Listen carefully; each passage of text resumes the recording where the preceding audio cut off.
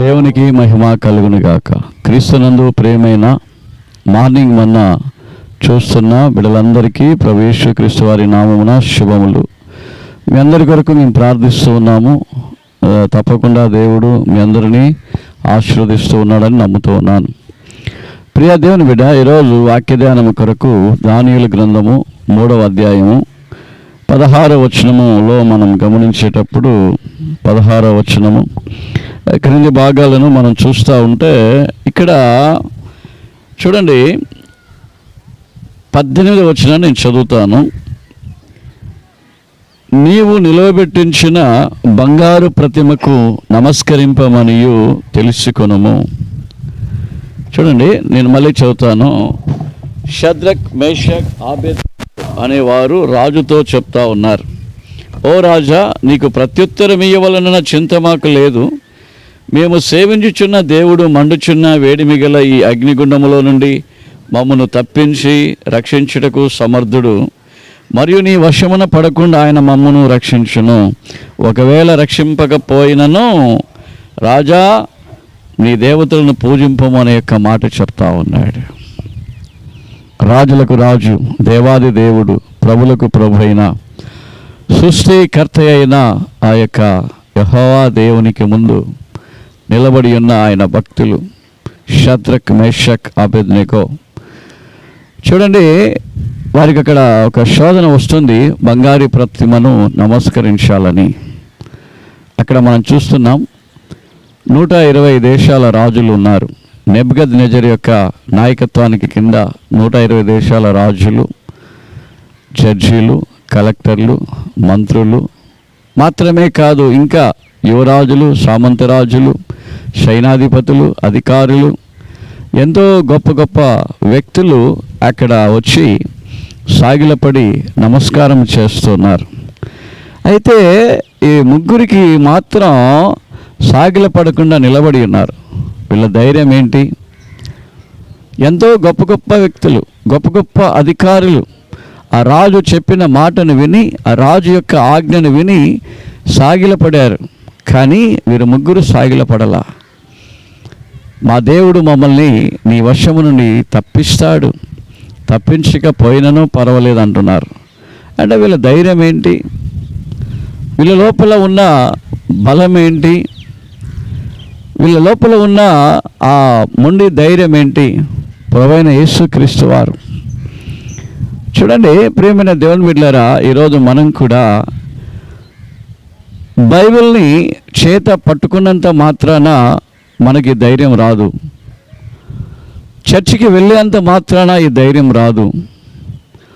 సత్యాన్ని చేత పట్టుకుంటే ధైర్యం రాదు. సత్యాన్ని చదివి సత్యానుసారంగా బ్రతికితే ఈ ధైర్యం వస్తుంది. వాక్యాన్ని చదివి వాక్యానుసారంగా బ్రతికితే ధైర్యం వస్తుంది. చర్చికి వెళితే ధైర్యం రాదు. చర్చిలోనికి వెళ్ళి సత్యాన్ని నేర్చుకొని అసలు నిజమేంటి, దేవుడెవరు, సృష్టికర్త యొక్క శక్తి బలం ఏంటి, అది తెలుసుకుంటే మనకు ధైర్యం వస్తుంది. గమనించండి, మళ్ళీ చెప్తున్నాను, చర్చికి వెళ్ళినంత మాత్రాన కాదు, బైబిల్ పట్టుకున్నంత మాత్రాన కాదు. చర్చికి వెళ్ళి సత్యాన్ని తెలుసుకోవాలి. బైబిల్ని చదివి సత్యాన్ని తెలుసుకుంటే సత్యం మనల్ని స్వతంత్రులుగా విడుదల చేస్తుంది.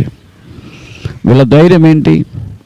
ఎంత గొప్ప రాజు ఉన్నాడు, ఎంత మంది రాజులు ఉన్నారు, ఎంత సైనాధిపతులు ఉన్నారు, ఎంతమంది పెద్ద పెద్ద వాళ్ళు అక్కడ సాగిలపడ్డారు. కానీ ఈ ముగ్గురు సాగిలపడల. కారణం, లోకములో ఉన్నవానికంటే మాలో ఉన్న దేవుడు గొప్పవాడు. కారణం, లోకములో ఉన్నవానికంటే మాలో ఉన్న దేవుడు మాకు ధైర్యాన్ని ఇచ్చాడు, నమ్మకాన్ని ఇచ్చాడు, ఒక గొప్ప బలమునిచ్చాడు. వాళ్ళ యొక్క విశ్వాసాన్ని చూసి అక్కడ ఎవరు కూడా నిలబడలేకపోయారు. అలాంటి షద్రక్, మేషక్, ఆబేద్నెగోని తీసుకుని వెళ్ళి అగ్నిగుండంలో పడవేశారు. అగ్నిగుండంలో పడవేయకముందు అంటున్నారు, రాజా, నీ వశమున పడకుండా నా దేవుడు తప్పించగలడు. ఒకవేళ తప్పించకపోయినా పర్వాలేదు. ఎంత గట్టి మాట చూడండి.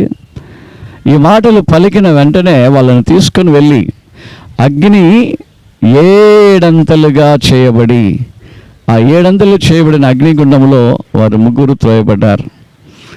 ముగ్గురు త్రోస్తే ఆ గట్టి నమ్మకస్తులు, విశ్వాసులు, ఒక బలమైన ధైర్యశాలులు, వాళ్ళు త్రోయబడితే అగ్నిగుండంలో వారితో 4వ వ్యక్తి కూడా ఉండి, ఆ 4వ వ్యక్తి కూడా వీళ్ళు ముగ్గురు, ఆయన 4 కలిసి అగ్నిగుండంలో తిరుగుతూ ఉన్నారంట.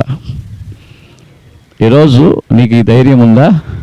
ఎంత శోధన వచ్చినా, ఎంత కష్టం వచ్చినా, ఎంత ఇబ్బంది వచ్చినా, నీకు ముందున్న వ్యతిరేకి, నీకు ముందున్న విరోధి ఎంత పెద్దవాడైనా నీకు కూడా ఈ ధైర్యం రావాలి, నీకు కూడా ఈ నమ్మకం రావాలి. నేను కూడా ఏ విధంగా ఆమెను బలవంతులుగా కావాలంటే ఈ వాక్యము కావాలి. ఈ వాక్యము ఖడ్గము, ఈ వాక్యములో మనం పుటము వేయబడాలి. ఈ వాక్యము లేకపోతే మనము గొప్పవాళ్ళుగా మనం మార్చబడం. కాబట్టి నిన్ను నన్ను మార్చే ఈ వాక్యము, నిన్ను నన్ను బలవంతులుగా చేసే యొక్క వాక్యము, నిన్ను నన్ను గొప్ప చేసే యొక్క వాక్యము యొద్దకు వద్దాం.